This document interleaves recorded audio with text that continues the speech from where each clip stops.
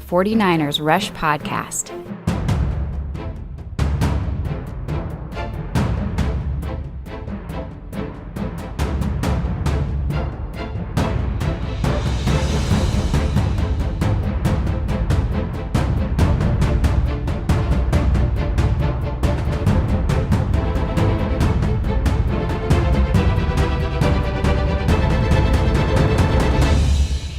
And here's your host, John Chapman. What is going on, faithful? Welcome. We have 24 hours, almost to the minute, for some 49ers football. We're finally made it, guys. There's so many things, so many obstacles, trying their hardest to stop this from happening, but we will not be denied. We are going to get our 49ers game tomorrow. Even the air quality, which, came up last minute with the fires, and man, just shout out to all the people that are working to help that situation. The firefighters putting their lives at risk. It's amazing. Just some great humans out there doing some great work. But it does seem, even though the air quality is bad right now, it does seem like it is going to improve. And even if it does reach the point above 200, the air quality index, there are already talks that they are putting in provisions to where they could move the game back to Sunday night or Monday night. So we're getting our football. I don't care. We're getting it. Might be a little bit delayed, but as of now, it does look like it's going to happen.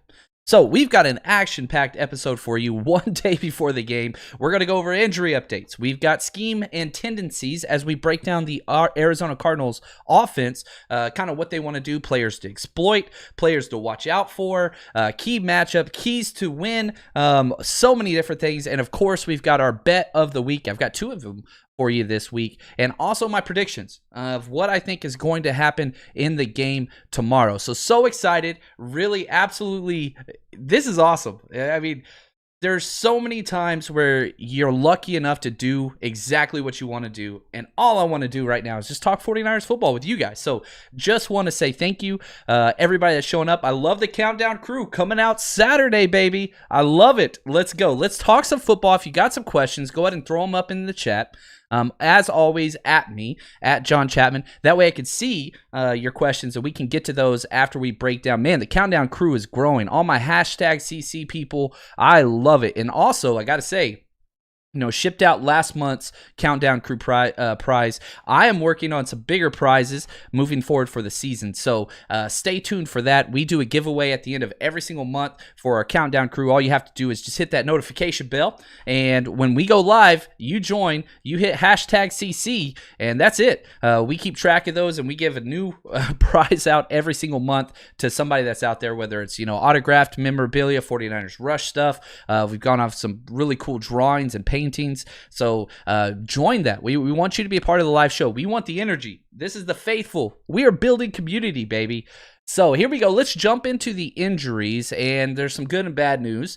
Bad news is Debo. Man, there was the slimmest of slim hopes that he could be back for week one, and that's what Kyle Shanahan has been expressing for a very long time. It's not going to happen this week, but that's okay. The good news is, if we look at it, one, he didn't make the NFI or the PUP list. He would have qualified in the NFI where he would have missed 6 weeks, but he made the initial roster. That was great. Then they didn't put him on injured reserve, which this year, the 2020 year, because of COVID and everything else, it's only a 3-week IR, so they could return there. So we have our timetable, right? He could have made the initial 53, then put him on IR, and he would have missed weeks 1, 2, and 3. That didn't happen. So it does seem like week 2, he will be out there, or week 3, he will be out there. My guess, and again, I started at week 4, bumped it back to week 3. I still think week 3. I don't think you have to rush him back versus any of the New York teams, but that's just me. Obviously, the 49ers are a better team with Debo. Every NFL team would be better with Debo, but he is out. Jason Verrett, he is out as well. Now, Brandon Ayuk and Ben Garland, they got in 2 days of limited practice. This is very, very important. The center position is the weakest for the 49ers offense, defense, special teams. Doesn't matter. It's the weakest. So if you take out Ben Garland, you're talking Hronis Grasu, or you're talking Daniel Brunskill, who's never played there in the NFL. I love Brunskill more than anybody, but you're talking about taking a guy that's more suited at guard and putting him in a position he's never played week 1. I don't like that. So if Ben Garland, which it does appear, will be able to go, he's not 100%, but that is huge. It does also seem like Brandon Ayuk is going to be willing to go as well. Now, he was by far the best wide receiver throughout training camp. There's no doubt about that. Him and Trent Taylor definitely stood out. I don't think Brandon Ayuk starts, and I don't think we need him to. I think you work 10 to 15 plays of him. You design plays. You get him in there, get some jet sweeps for the rookie in his first game, build some confidence, let him kind of bring some of that excitement and energy. But I don't think he's going to be starting. I think the starting wide receivers, and we've been saying this for a while now, week 1, Kendrick Bourne and Dante Pettis. And we're going to talk a little bit more about Pettis at the end of the episode because I got some predictions for you. I just can't quit him. The talent is there. And Kyle Shanahan, the perfect fit with everything that's going on. It fits. And so I really do think that this is the make it or break it game for Dante Pettis. This is it. If he goes out there and lays a stinker and, leads to some drop passes or anything, I think he's done. I think he gets bumped down and will be just a backup injury guy only. But what if Dante Pettis finally, we're hearing all the right things from him and the coaches and other people on the team. What if it finally clicked? And what if he can finally be what we thought he was? What's the old Dennis Green press conference? They are who we thought they were. Maybe this happens in a positive way with Dante Pettis, because if you could add him, he's the best route runner that we have on the team. It's not close. He creates the most separation on the team. It's not close. If he can become a factor, and again, you only need him as a 3rd or 4th wide receiver once everybody gets healthy. That's it. And that's great. I'm not talking about a true number 1 wide receiver. We have that in Debo. Hopefully we'll have that as well in Brandon Ayuk. But if just the extra added element to go in there and run those slants, get that separation. If we can get anything from Debo and Solomon Thomas, so we will jump to the other side of the ball. We get anything from those guys, watch out. Okay. Now we do have to talk about Tevin Coleman. He was there at practice. He's not injured, but he does have sickle cell. And he has it written into his contract that if the air quality is over 150, he does not have to play. This is rough. Obviously, he wants to be out there, especially with how healthy all these running backs are. You don't want to lose your job. And we've seen this, the whole Alex Smith thing, losing your job because of injury or not being out there. What if Tevin Coleman doesn't go? Jerick McKinnon gets those snaps and just goes ham. What's going to happen whenever Tevin Coleman comes back week 2? So hopefully we get Tevin Coleman out there. I don't think that it will be below 150, though. Hopefully it will. But, you always, health first, always. I believe in that. So hopefully he takes care of himself, and we'll just have to let the situation kind of deal with itself. But if for some reason Tevin Coleman is out, I doubt that they would bring up JaMychal Hasty to the active roster. I think there's bigger needs at center and defensive line or edge, but that should be announced any minute. And if it is announced during this podcast, please put that in the comments, because the timeline to announce who you're pushing up from the practice squad, some teams have already done that. Kyle Shanahan always goes last. We know who he is. But we'll just have to see what happens there. For them, they have one guy out. That's Josh Jones. We weren't sure. Last episode, we talked about his injury, the 3rd round offensive tackle. He is out. And so, man, as we go through and we talk about what is going to happen with this Cardinals offense, what their design is, what the philosophy is, what that means for the 49ers and how to stop what it is they're trying to do, offensive line, to say it's a question mark is to be very, very kind. You could put their offensive line definitely in the bottom 4 of the NFL, and I think that's saying a lot. It's been that way since Kingsbury, before Kingsbury was there, and now it's worse. It has not improved by any stretch of the imagination. It's abysmal. Look at that, bringing it back. I haven't used that word in like 7 episodes probably. So anyway, that's the injuries. Now, I talked to you guys about wanting to get your stories out there a little bit more, and an opportunity to do that is to share through iTunes review and wherever you listen. Please rate and review the show. Whenever we switched over from Blue Wire Network to where we are now, it kind of went independent. It dropped us down the rankings just because the algorithm changed, because I don't know how it works, but whatever. So we need some more positive reviews to get the 49ers Rush podcast up. And this one comes from Jared. This is awesome. I love this. It put a big smile on my face. Hopefully it will do the same for you. He's a Patreon supporter as well, so just want to say thank you, Jared. He's from Connecticut.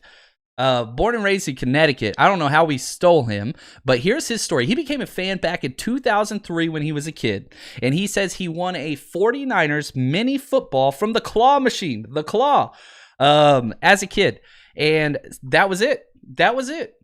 It took winning one football, and then he became a fan.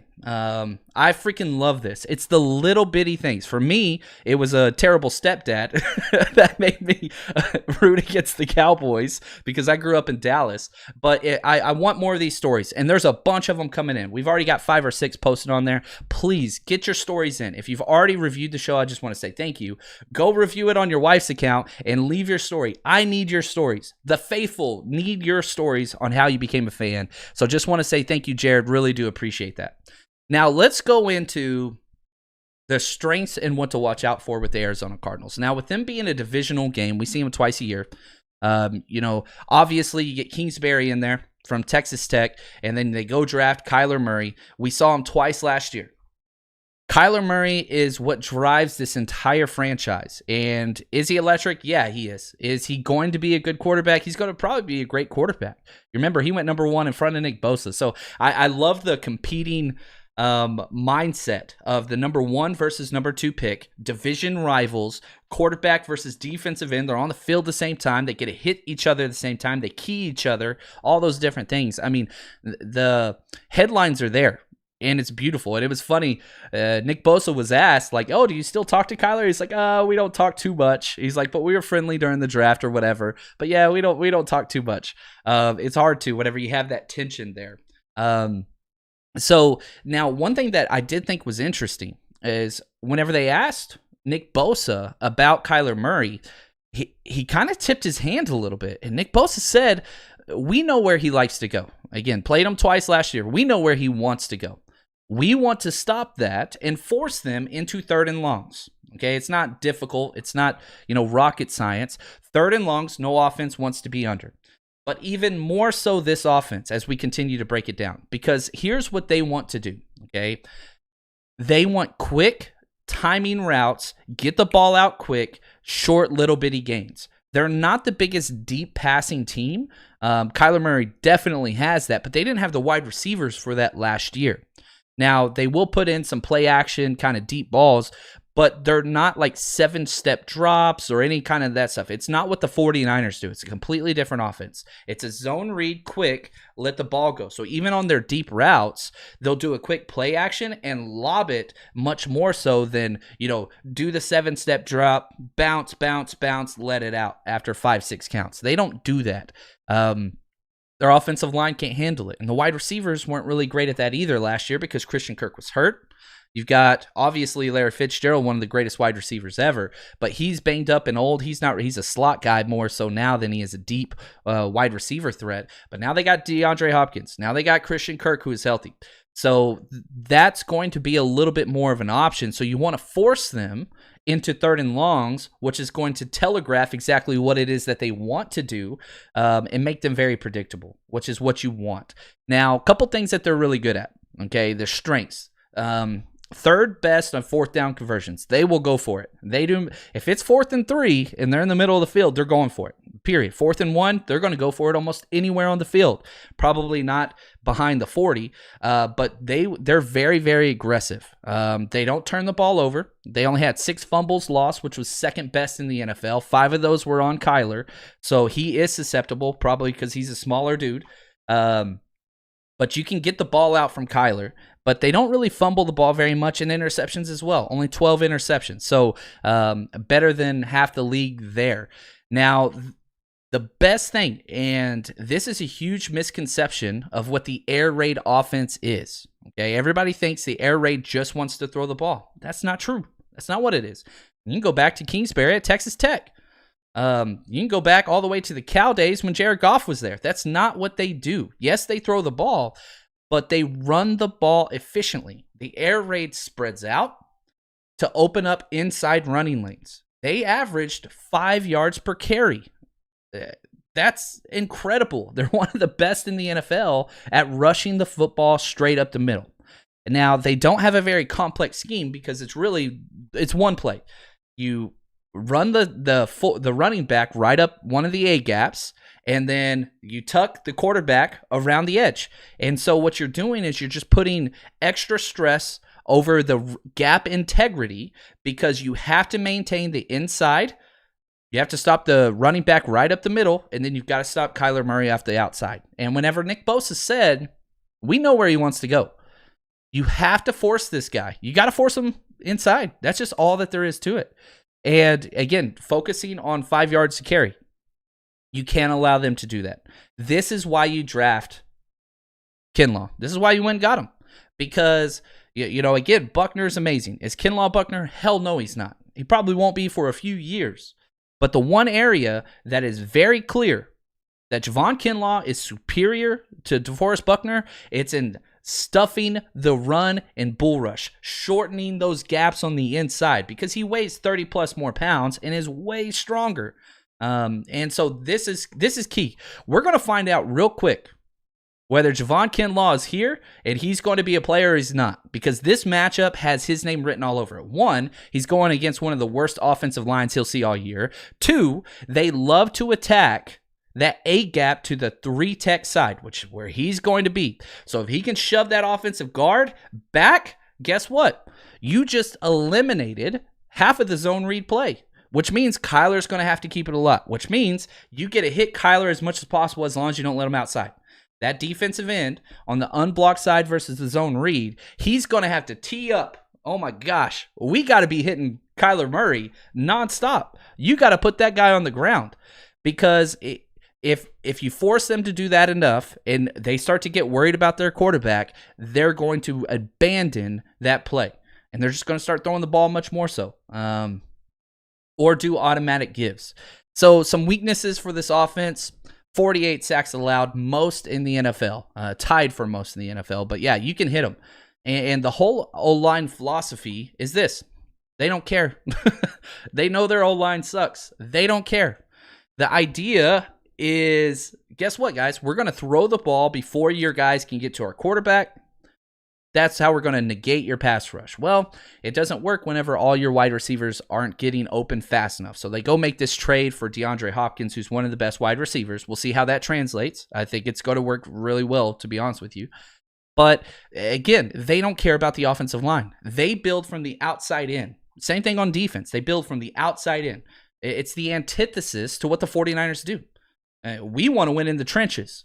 All of our first round picks since John Lynch and Kyle Shanahan have been here have been on offense or defensive line. Now, the second first round pick that we've had, we used one on Reuben Foster, don't even want to say his name, and then another one on Brandon Ayuk. But the first round selection in each draft has been an offense or defensive lineman. We build from the inside out. They build from the outside in. So you have these two different philosophies going against each other, and I love it. I love it because it's almost like it's a taste test. It's the Pepsi challenge, right?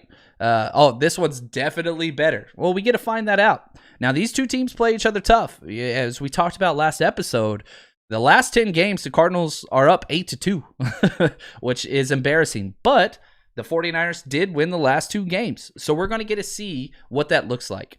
Another huge weakness is passing touchdowns. They only had 20 last year, which was 25th best in the NFL. They do not capitalize whenever they get into the red zone and the field shrinks. This is a huge criticism of the air raid offense because you can spread it out in the middle of the field. That's great. But once you get into the red zone, and everything starts to shrink in, that philosophy doesn't work anymore. And so they try to convert to more of a power style game, but it just doesn't work because that's not your bread and butter. You're asking people to do things that they're not programmed to do. You bring in personnel, you bring in players that fit the air raid, and then you're like, okay, good, you can do this, now do something else. And it doesn't always work. And so they haven't hit that yet. So, focusing a little bit on scheme and tendencies, going back to the zone read, which is their entire offense is predicated upon this one simple play, the mesh point between the quarterback and the running back, right? You leave the defensive end unblocked to the running back side, okay? And the quarterback just stares down the defensive end. If the defensive end crashes to help with the running back, the quarterback keeps it, goes outside. One of the biggest complaints last year, for those of you who are with our podcast all last year, we crashed our defensive ends and allowed the quarterback to escape freely. But later on during the year, after we played Russell Wilson twice, after we played Lamar Jackson, after we played Kyler Murray twice, we made adjustments. We changed what our defensive rule book was to where instead of, we did basically a simple gap exchange. Instead of crashing the defensive end to help with the running back and then having your linebacker loop over the outside to chase down the quarterback, we switched it. And we said, screw that.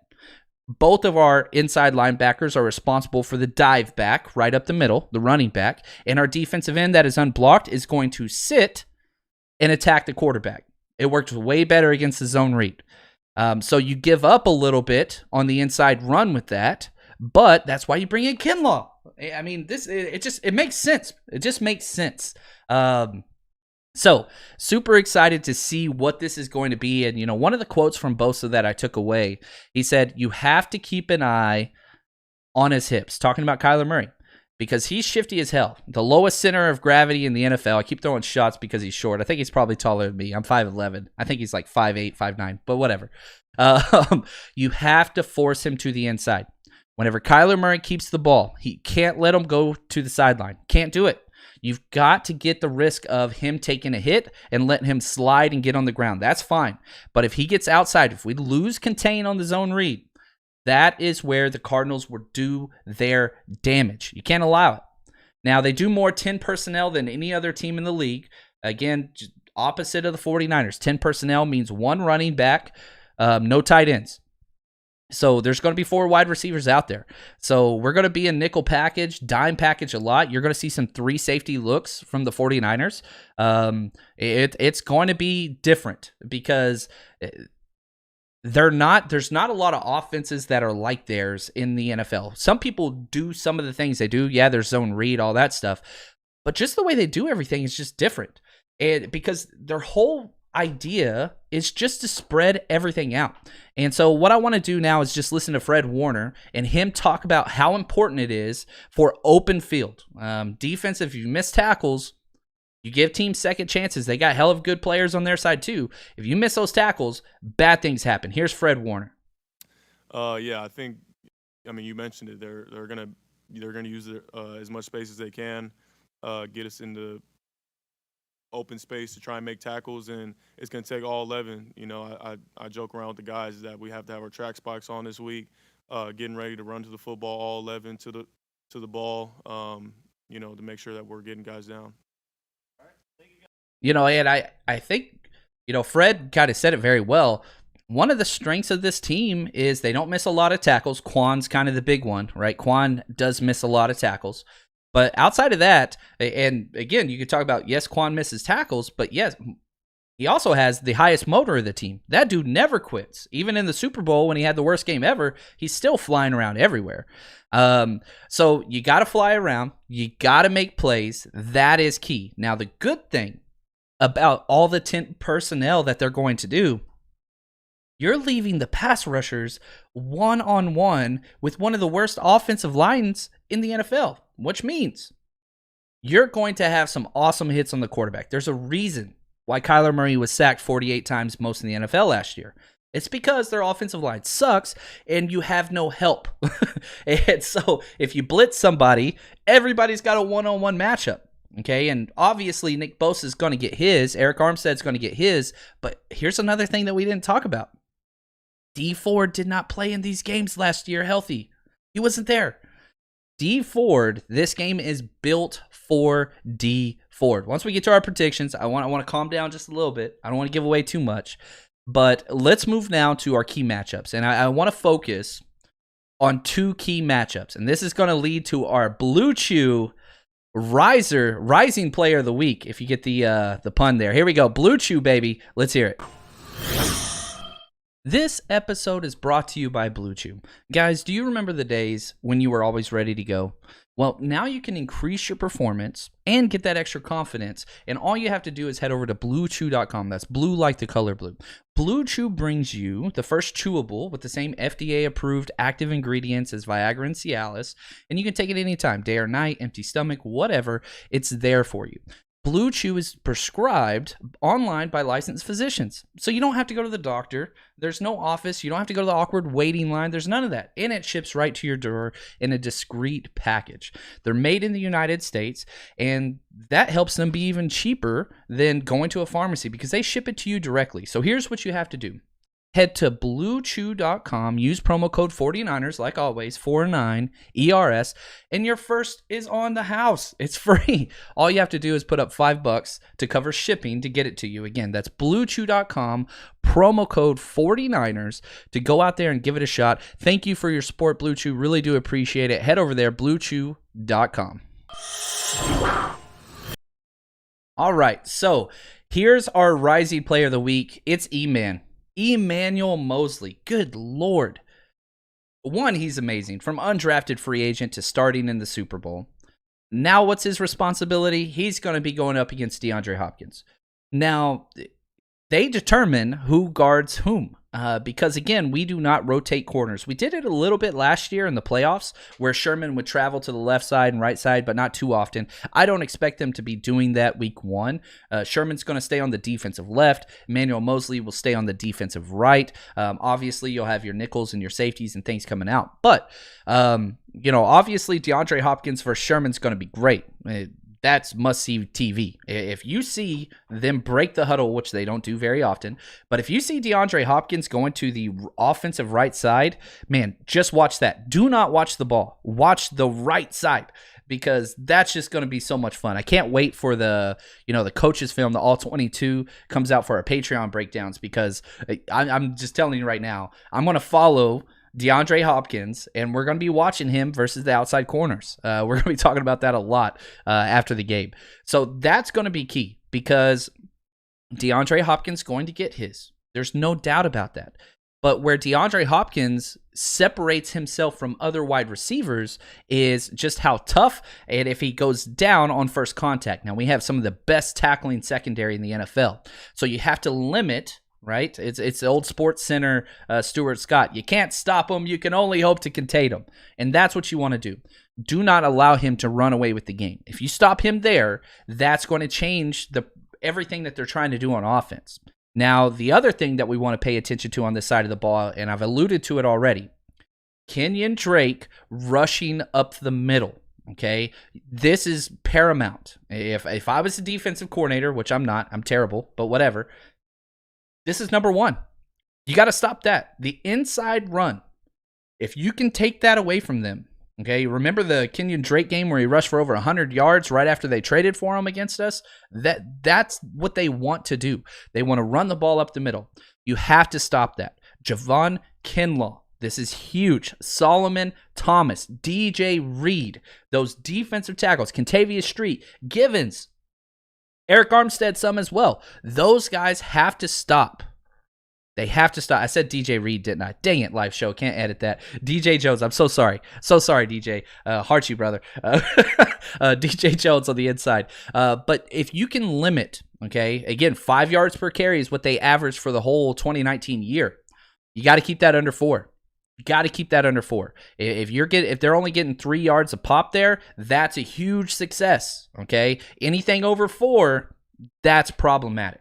Okay, now Sherman, as we talked about, which I think is key, he's got to find a way to get his hands on the ball at some point. incredible ball skills, one of the best ever. And everybody can talk about how he's losing a step or whatever. That's total BS. And, he was asked, how much longer do you think you're going to be played? And, man, his answer, I'll just cut to him right now. Here's Sherman talking about how long he wants to play. It did. It did, especially throughout the rehab process. It gave me it forced me to find other ways to get the job done, and when I was still coming back throughout training camp, when my legs weren't under me, when I wasn't getting power out of my legs that I needed because my Achilles wasn't totally cured and healed, I felt like I had to adjust. And it gave me confidence because I was still able to get to some of the spots. Now, it was a lot more difficult to get to those spots, and it was a lot more difficult to make the plays, but it wasn't impossible. And I feel like once it's impossible, then, you got to hang the cleats up and you got to be done because there's a certain standard that you have for yourself. There's a certain standard I play at. And it's a certain expectation that I have for myself. If I'm going to go out there and strap up the cleats and stand out there and be a cornerback for this football team, I expect myself to play at a certain level. And if I play at anything other than that level, there's no reason for me to play. So I do believe that I have good years left in me. I'm only going to play 3 after this. That's what the wife told me. So I don't call any shots after that. So 3 years after this, if the good San Francisco 49ers would love to keep me on this ball club, I'd love to be here. But after that, then I'm going to go into the booth. So many things to take away from that. One, Richard Sherman in the booth, I think we all want it. Anytime this guy talks, and even back to his days in Seattle when we all hated him, right? The guy knows what the hell he's talking about. Obviously, smart as hell, but the way he sees the game is it's second to none in the secondary, and just the way he explains everything is huge. And so, one, hopefully we figure out what happens, in 2021. But we've got to tackle what's ahead, and he's healthier. He's doing well. Coming off a full year after being healthy is huge. So that's huge as well. So you love Richard Sherman. You love the attitude, 3 more years and all that kind of stuff. But, somebody in this secondary is going to have to make plays because going to the Cardinals, they don't turn the ball over. Again, as we said, they don't fumble. Only 12 interceptions. You got to go get the ball. And the way in which that you do that versus the Cardinals, you hit Kyler Murray in the damn mouth. That's what has to happen. You frustrate him. You stop the run up the middle. You hit Kyler whenever he tries to run. You don't let him walk out of bounds. You don't let him flip the ball to the ref standing up. You put him on the ground. That's what you have to do. And so you have to pin back your ears on the defensive side, especially defensive ends. Okay, defensive ends responsible for Kyler Murray. Defensive tackles stop Kenyon Drake. You do those 2 things, and everything else is going to fall into place. Okay, now let's talk a little bit about our bets of the week with my bookie, baby. I love this. So if you haven't bet with us before, you need to. Hopefully you put your bet down on the Kansas City Chiefs game. We won $48 already on that one. But let's look. I got 2 bets for you this week from my bookie. Again, if you don't bet with them yet, you need to head over there. Just use promo code 49ers, and they're going to double your first deposit up to $1,000. They double it. Now, rollovers do apply, which you can call ahead and they'll explain all that to you there. But here's the deal. We bet all year long, and that's the site we use. They sponsor the podcast, and we did well. We tripled up last year just on the bets. And any bet that I mention on here, my money goes down on that as well. So here we go. Here's our bet of the week. The first one is in the 49ers Cardinals game. It's the first half over under. Okay, so at halftime, how many points are on the board? 23.5 is what they have, and that's minus 120. I'll explain what that means in a second. I'm taking the over. I think that there will be a higher combined score than 24 points.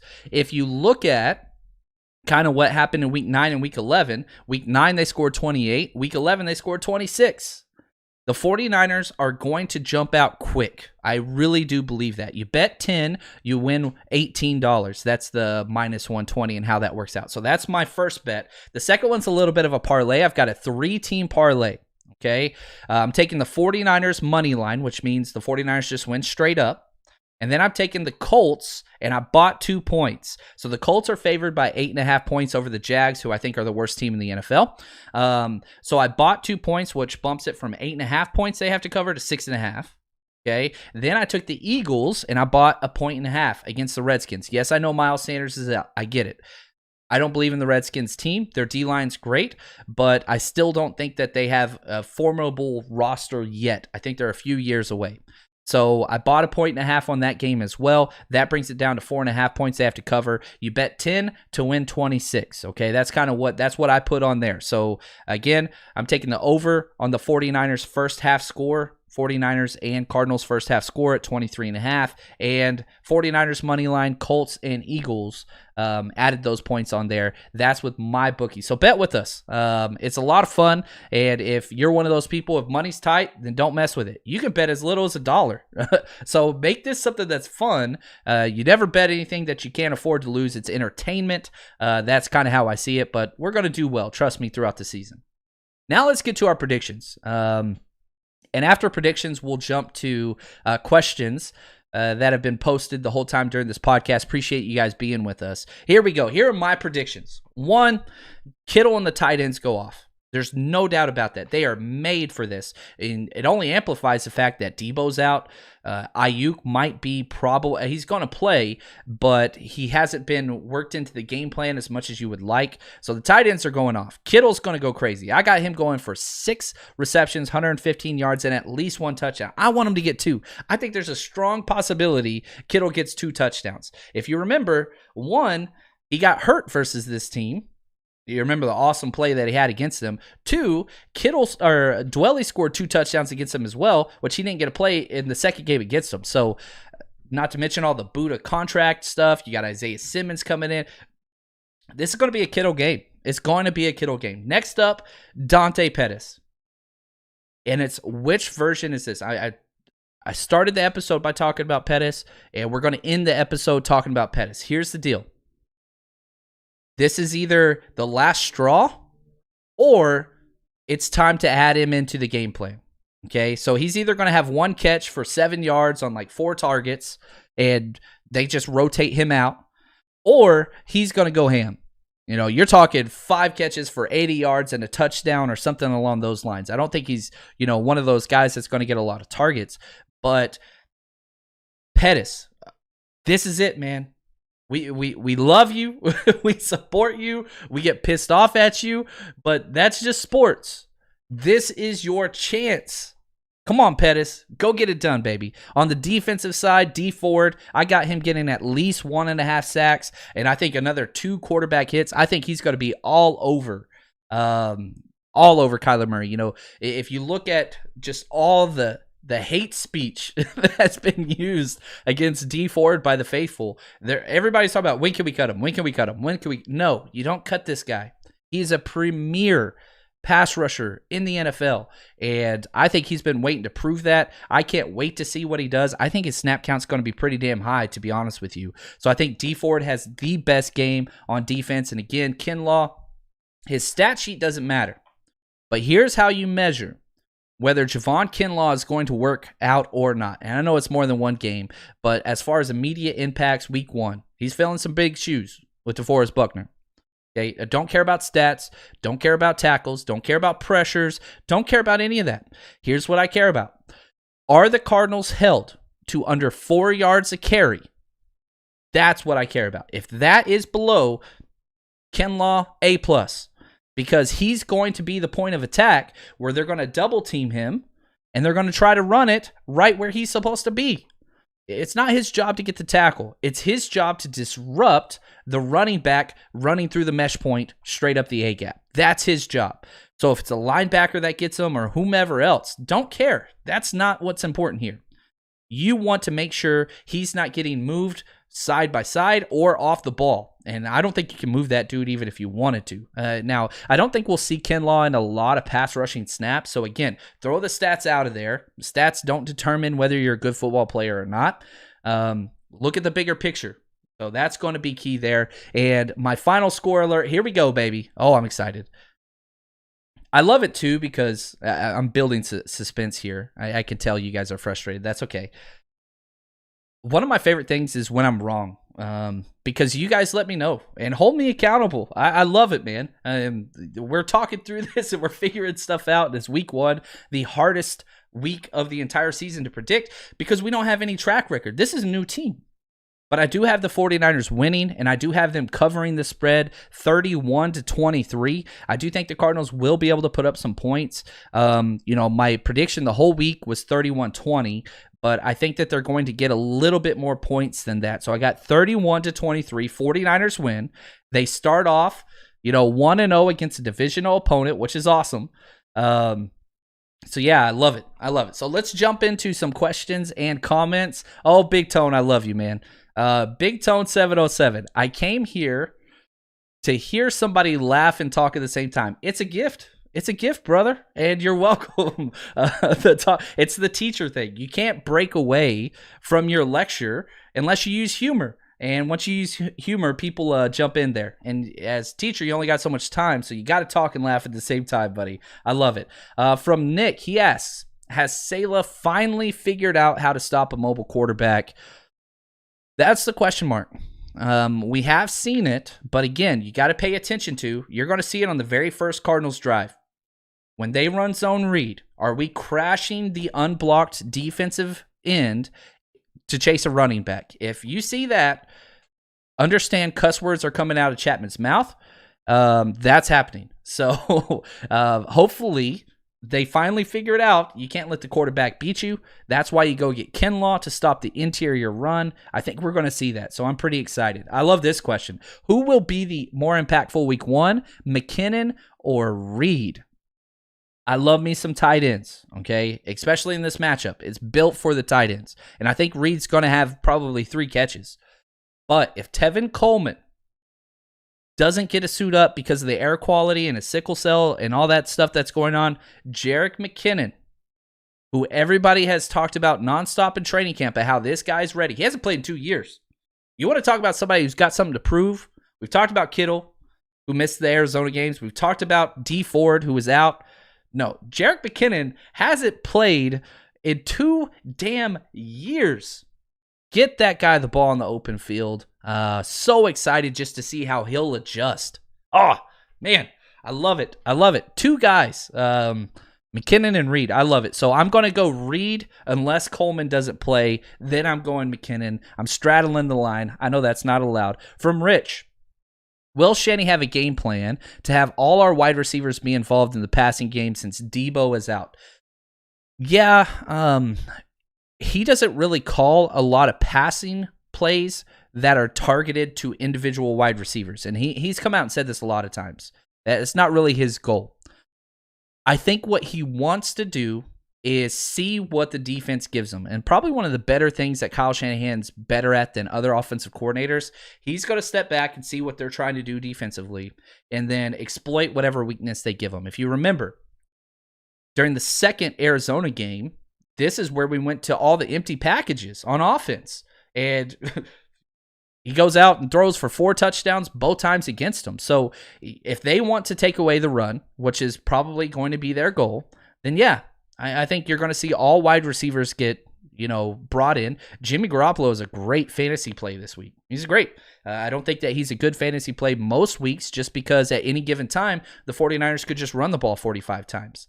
But against the Cardinals, his 2 best games last year, you could see that. So if they're going to load the box and bring those safeties down there, that's fine. Let Jimmy Garoppolo just pick people off. There's no problem with that. And yeah, Debo's out, but the wide receiver room is much healthier overall than what it was at the start of last year. That's just what it is. From Mark Popovich, love it. Can Ronald Blair return after week 3? Isn't he on IR? He's not on IR. He was put on PUP, which means he can't come back until after week 6. So we currently don't have anybody on IR that's able to return. So because he was put on PUP, he is out for 6 weeks. So that's where we're at there. Do you think Ben Garland will start? Heck yes, I do. Ben Garland should start, which would put Brunskill at right guard. It increases 2 positions, right?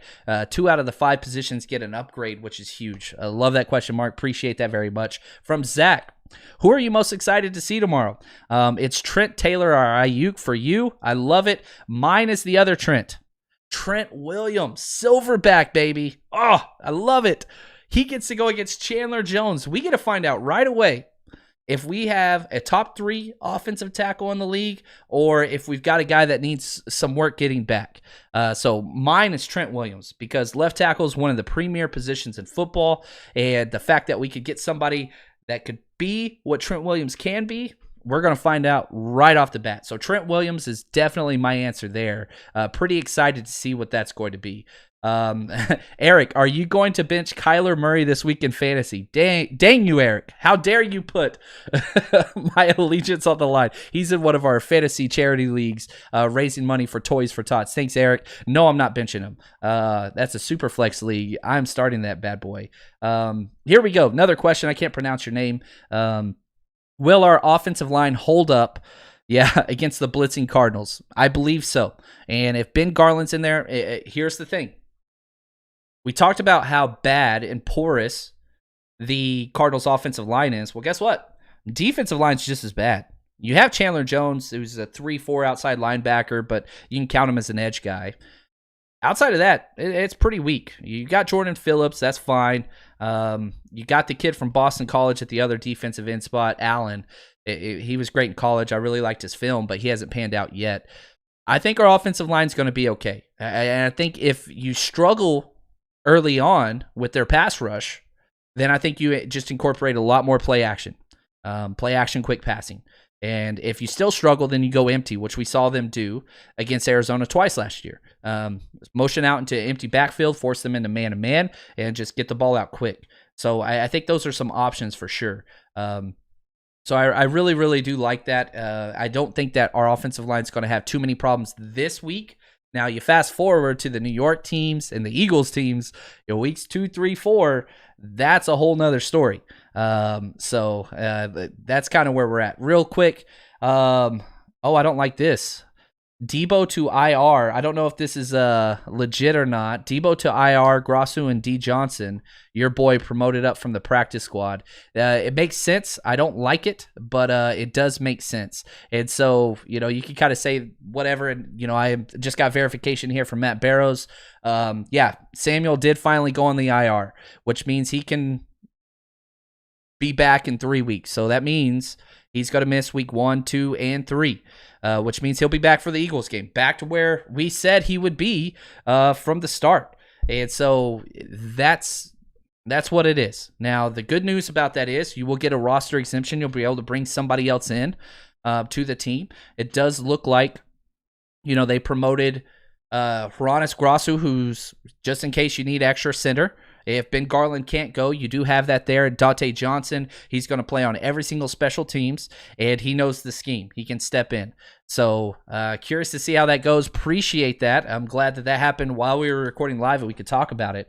So great job there. Thanks for filling that in there. That's bad news on Debo. That hurts. We were hoping to get him back week 2, but it just seems like why not put him – just wait. When a Jones fracture goes bad, you get what happened to Trent Taylor last year. You don't want that. So just wait. You're playing against the Jets. You're playing against the Giants. If you lose to those teams, it's not because Debo's in there or out there, or it's not what it is. So I love this. You're playing for the NFC West title. You're playing for the playoffs. You're playing for the Super Bowl. You're not playing to beat the Jets and Adam freaking Gase.